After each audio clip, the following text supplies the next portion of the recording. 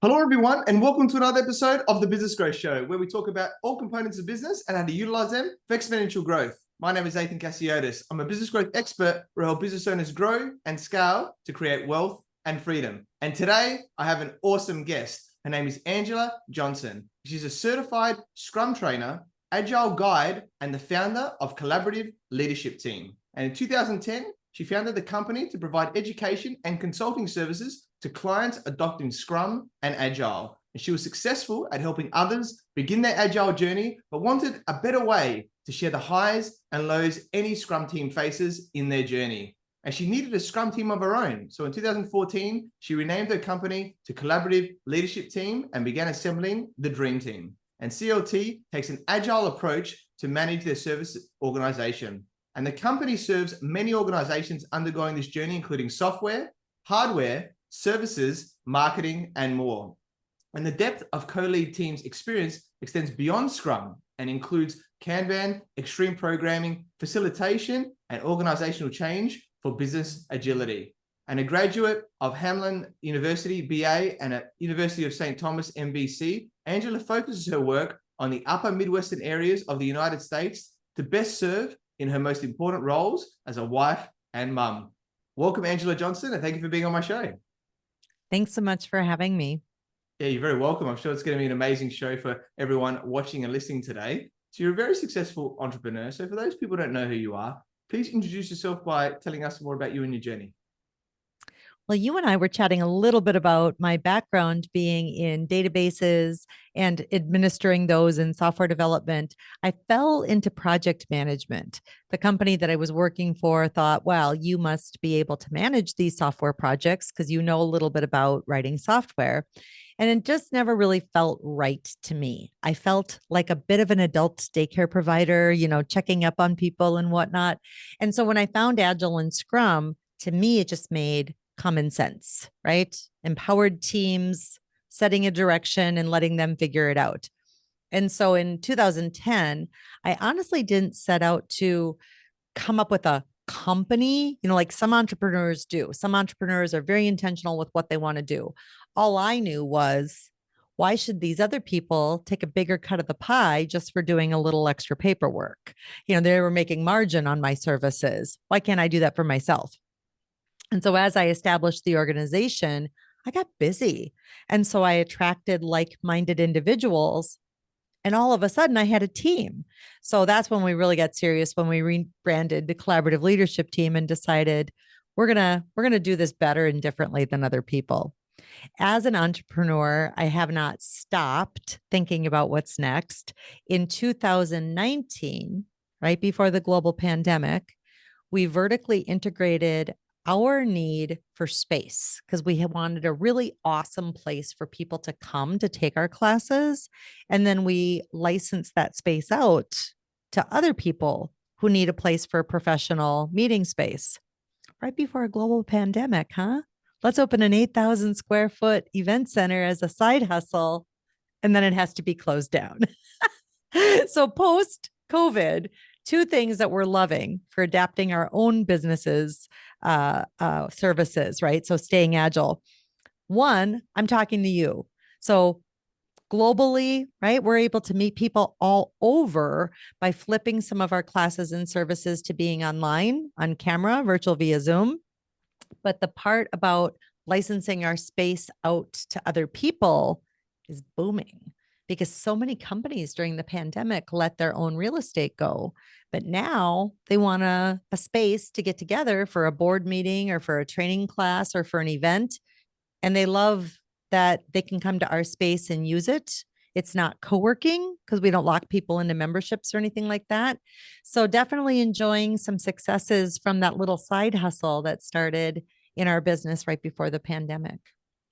Yeah, awesome. Love the journey of where it's come from and those deeper things there. And I love it, right? Getting a space and you've got to be agile and you've got to change, right? You've got to pivot when, things that you don't expect are going to happen. So you're a very big testament of that, and awesome that you're able to now bring people together. I think, the office situation has definitely changed. I know here in Australia, it's very much a hybrid model now. So people are looking at halving, how many seats they have and doing more of this, like what you were talking about, just hiring spaces for particular things. So awesome that you've got the flexibility there to do it your own, but also allow others to do that. So yeah, love that. Very cool, Angela. And so let's talk a bit more about Scrum now, because I think some people are going, what are you talking about? What is this Scrum thing like there? Some people obviously in the industry will know what this means, but tell us more about what Scrum is. Totally inspired by the game of rugby, which you all probably know more about than those of us in my country. There was a 1986 Harvard Business Review article that started this whole movement. The two professors who were talking about organizations that were doing work differently said that they observed people getting together in these huddles, and they called those huddles a rugby-like formation, people working together to get a goal accomplished, right? And if you think about a scrummage in rugby, getting that ball going in the same direction. Because if we pull in different directions, working against each other in our companies, we're not going to meet our goals and objectives.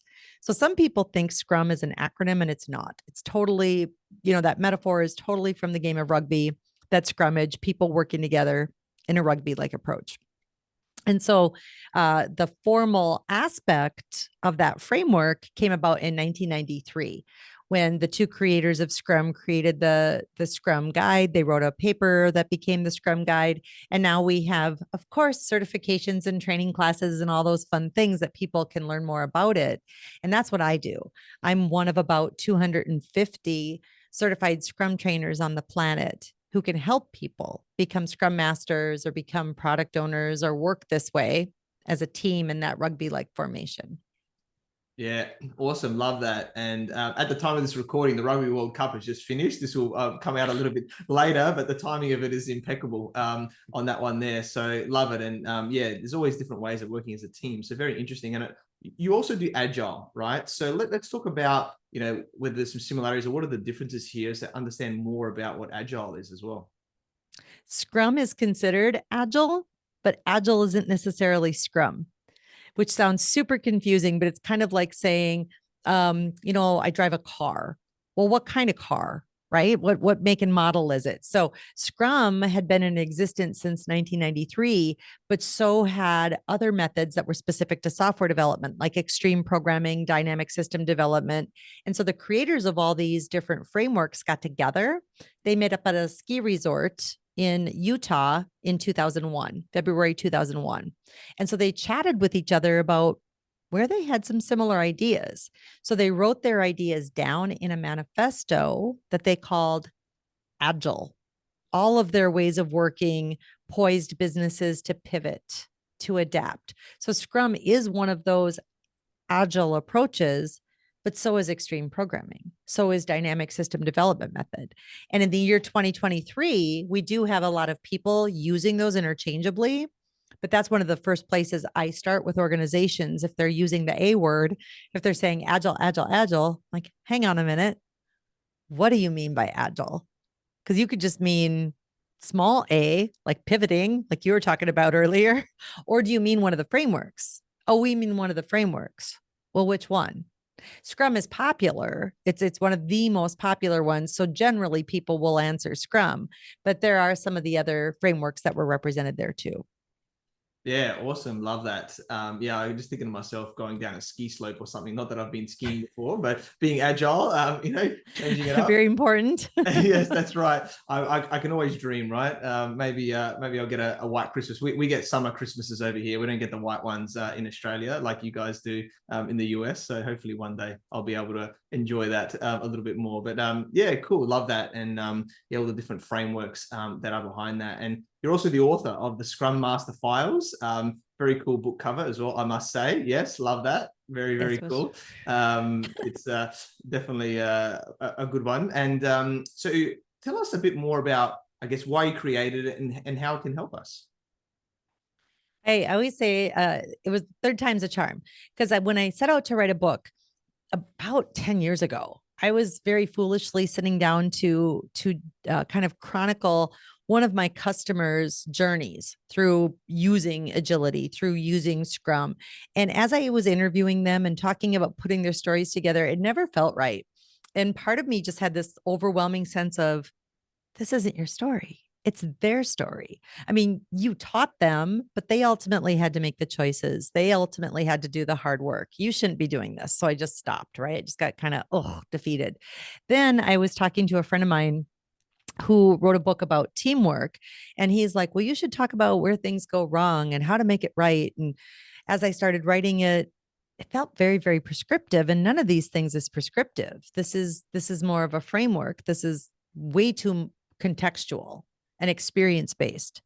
And so what started to really resonate with my students is when I would tell them about my failures.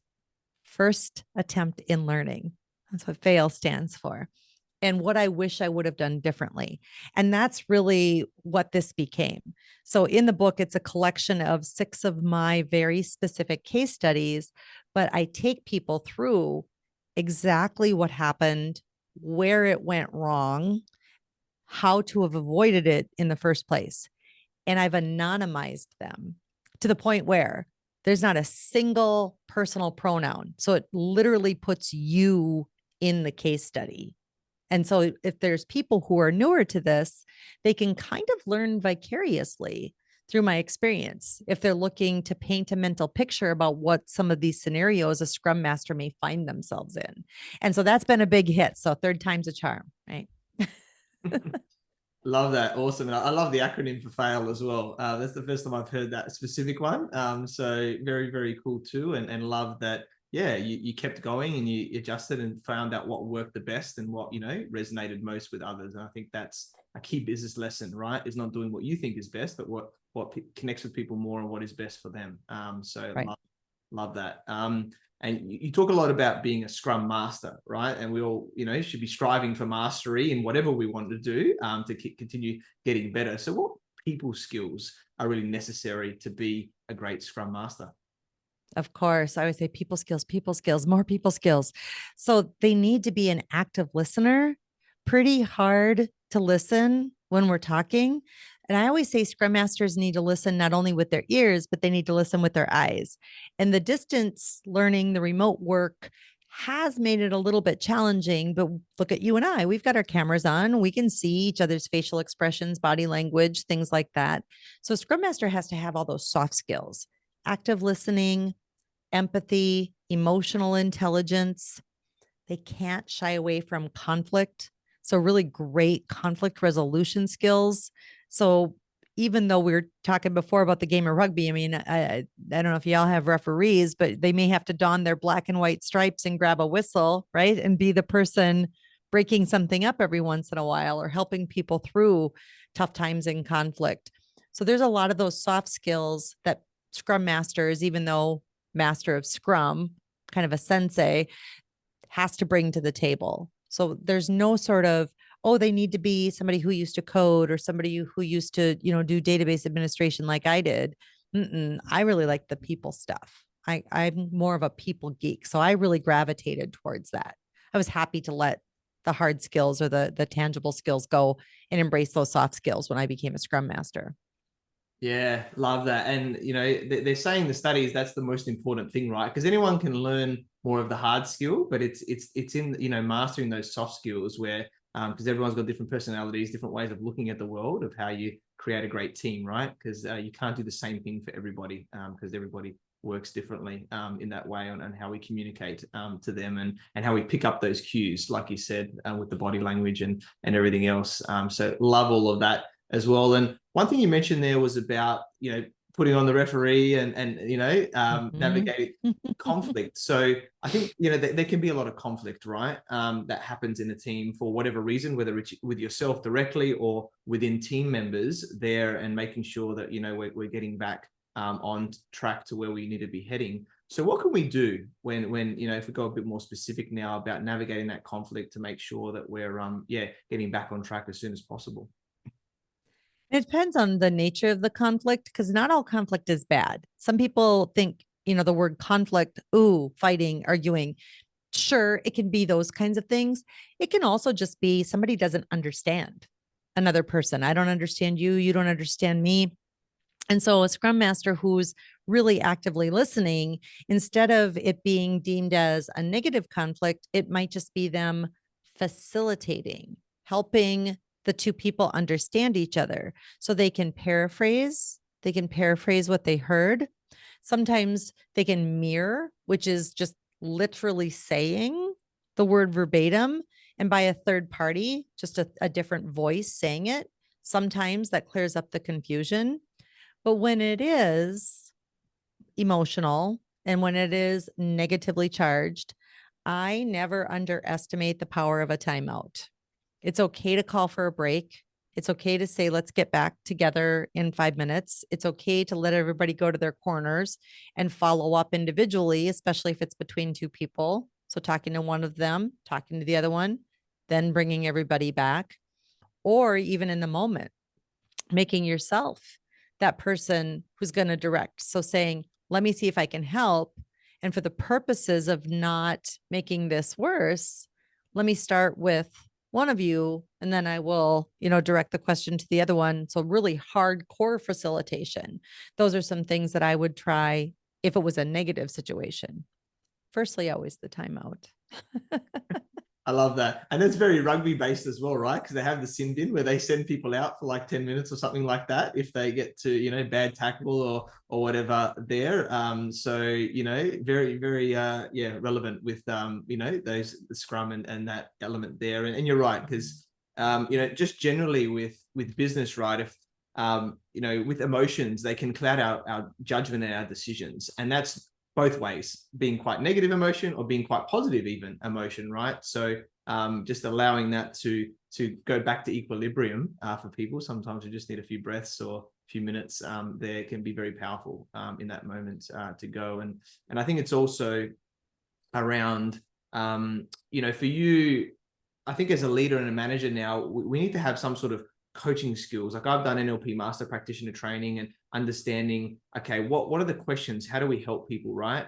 Here. And but a lot of people maybe don't have that training just yet, right? And they're on their path to learning more about how to coach and teach and everything like that. So what are some things that you can help us, I guess, like identifying? Because it's really realizing that moment, right? And then going, okay, what do I do here to best identify these coachable and teachable moments for our team?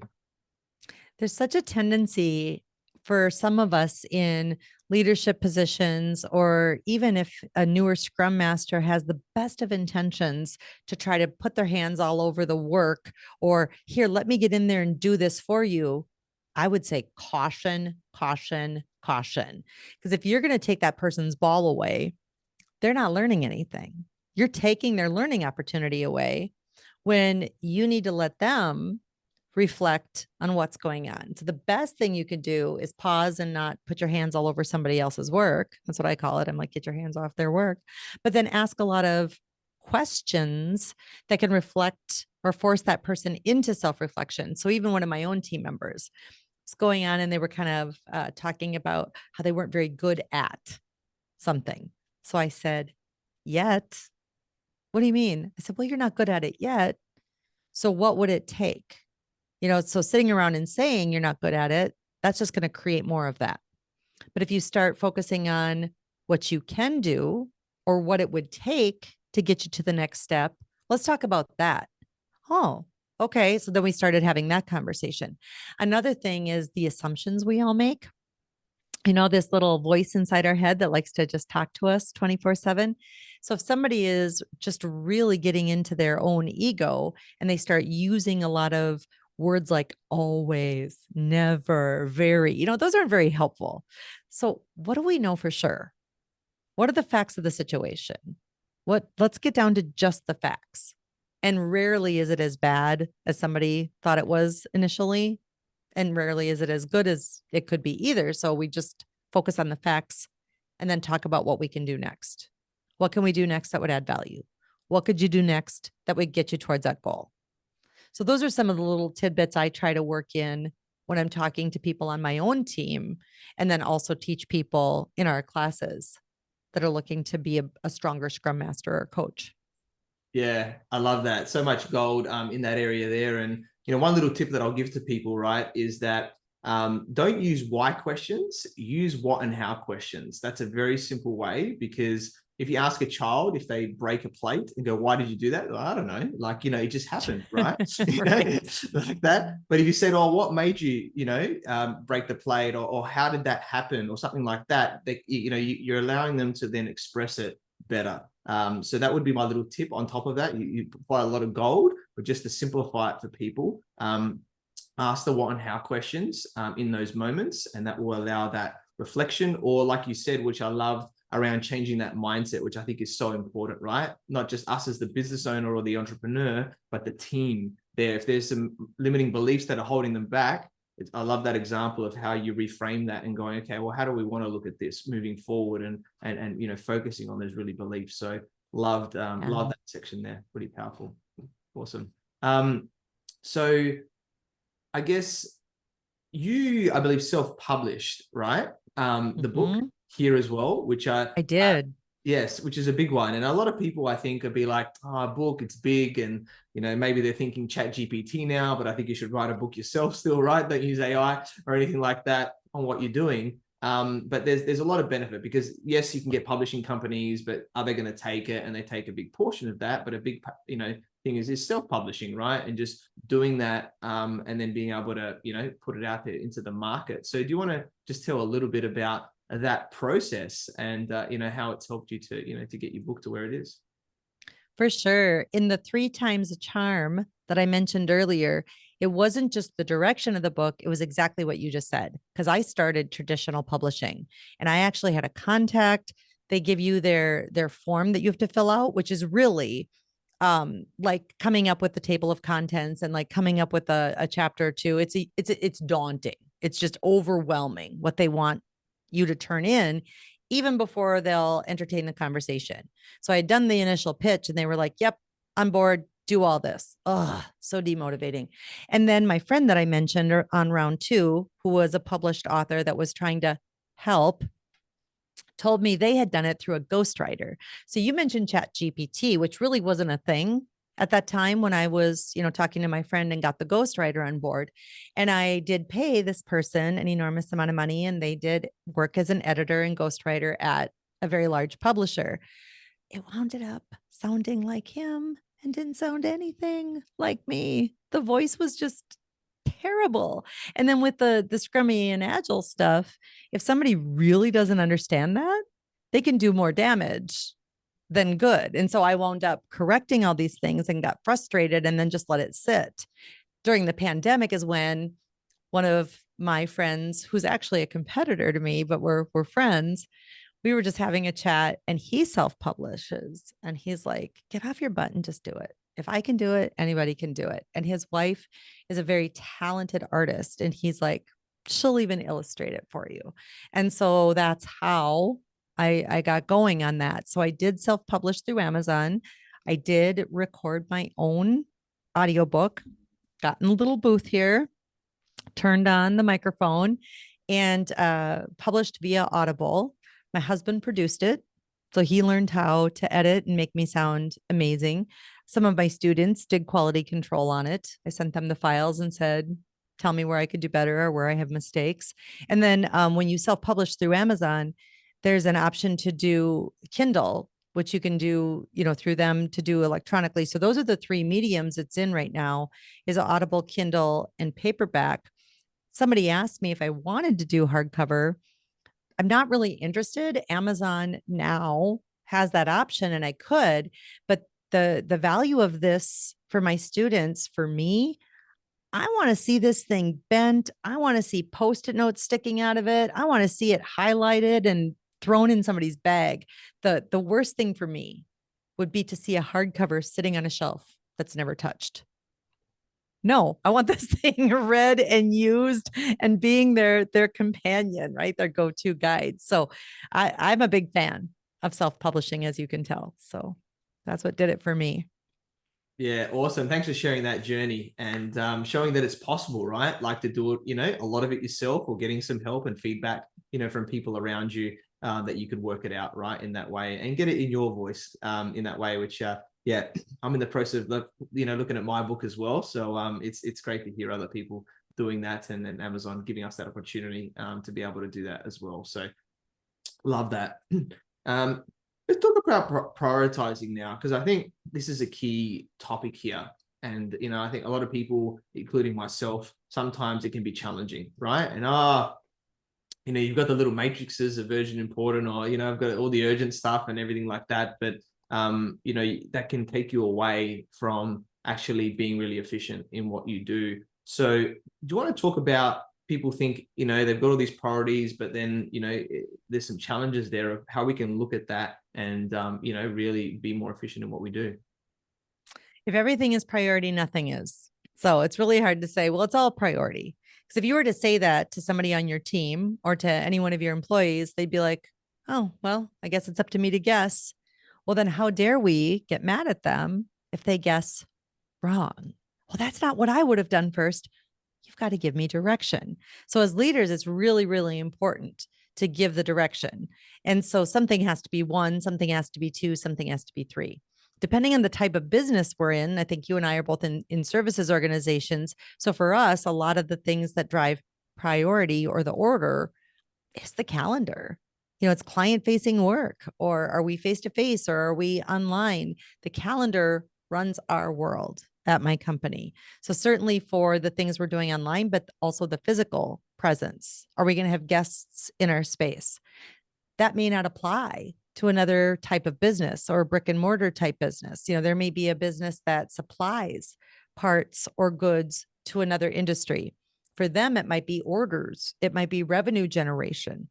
To another type of business, it might be cost savings or time savings. It might be elements of all of those things playing into ordering. So oftentimes it's not just one piece of criteria or one thing that drives that order. Although some of the matrices out there or some of the techniques would love to have you believe that, just follow these things. It's that simple. It's rarely that simple because there's all those different aspects that come into play. Yeah, love that. So true. And really knowing those key metrics and what you need to be focusing on as those priorities that grow the business there, and not being, bogged down with the other things. Really, prioritizing your day accordingly. Don't do emails for 4 hours at the start of your day, right? That's a key one there. Surefire way to make your day just go into that black hole. Definitely. So I'd love to hear your experience with coaching and mentoring now, because I think it's important, in business, outside of that, whatever it is, in a business and life, and about how that's helped you, to grow and helped you to achieve what you've done in your life as well. The word coaching for me, I don't know where you're at with that word. In the last couple of years, it seems it's been a bit subverted. It's been a bit washed out. It seems like everyone's a coach, right? It's like, go change your LinkedIn profile and you're a coach. I love the word mentoring, and I'm glad that you included that. Because I'll use the coaching analogies from sports, and sometimes people don't get it.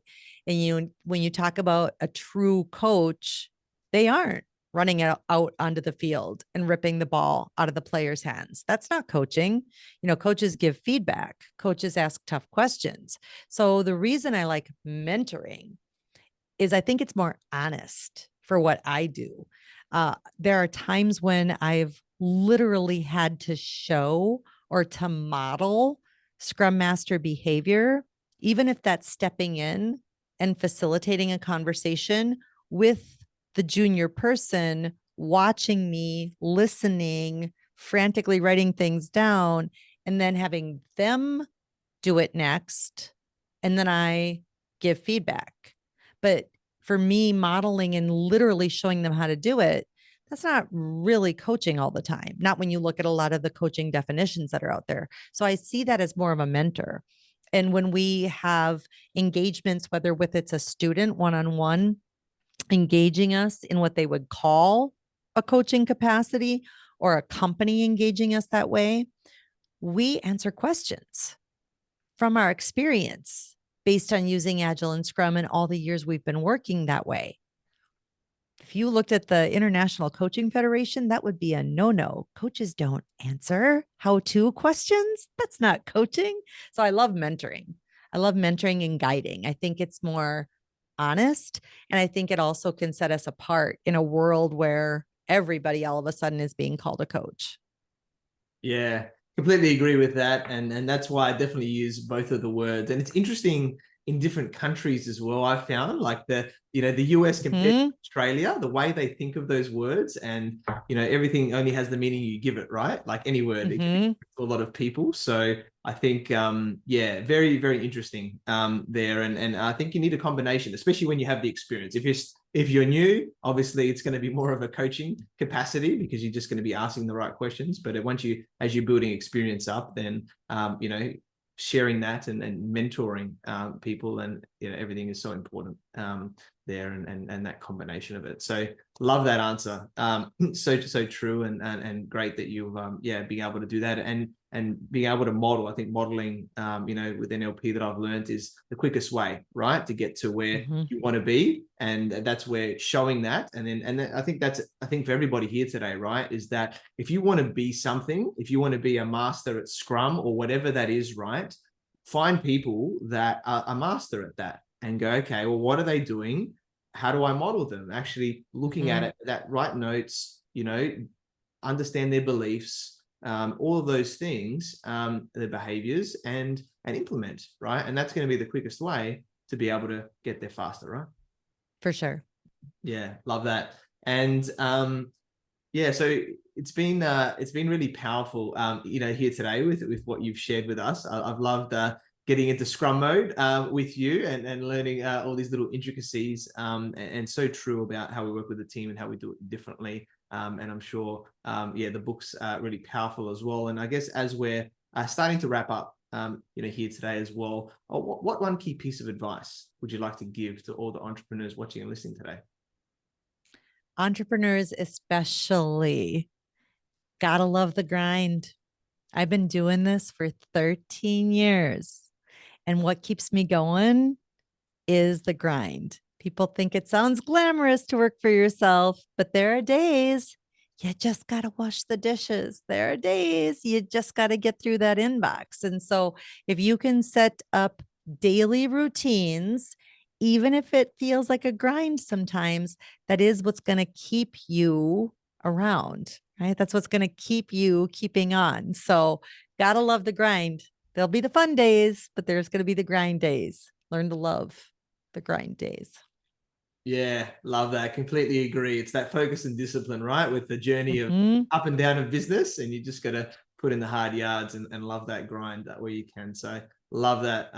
Very, very powerful. And yeah, we connected through our network. So I learned about your awesome journey from doing the variety of roles, then founding, the collaborative leadership team. You're an amazing woman, so knowledgeable, and I'm sure you continue to take an agile approach and a Scrum approach, to managing organizations there. Very grateful we connected. Look forward to working with you. So Angela, how can people find you and get in contact with you? The easiest way is LinkedIn. But with a name like Angela Johnson, there's like 32,000 of them on LinkedIn. So you got to put in Angela Johnson Scrum. And then my face will pop right up, Angela Johnson Scrum. And then you can also go to scrumfiles.com. Out on scrumfiles.com, you can order an autographed copy of the book if you would like. But we also have a free download for people who visit scrumfiles.com. Beautiful. Awesome. Well, check out Angela on LinkedIn as well as scrumfiles.com with the book. I'm sure that's amazing. It looks very cool. I'll definitely be getting myself a copy of that as well, and learning more about how we can, implement more Scrum and taking it from there. And thank you to everyone for watching and listening to this show where we talk about everything on business growth. And please like, subscribe, and leave us a 5-star review. You can find me on LinkedIn, Facebook, Instagram, and YouTube is Athin Cassiotis, or visit my website, athincassiotis.com. If you want to grow and scale your business, you reach out to me on any platform to see if we're a good fit. I completely agree with you, or do I? The only way you know is if you tune in next time. So until next time, remember that our business grows when we learn skills and take action using them in spite of fear. So remember to design your growth and results.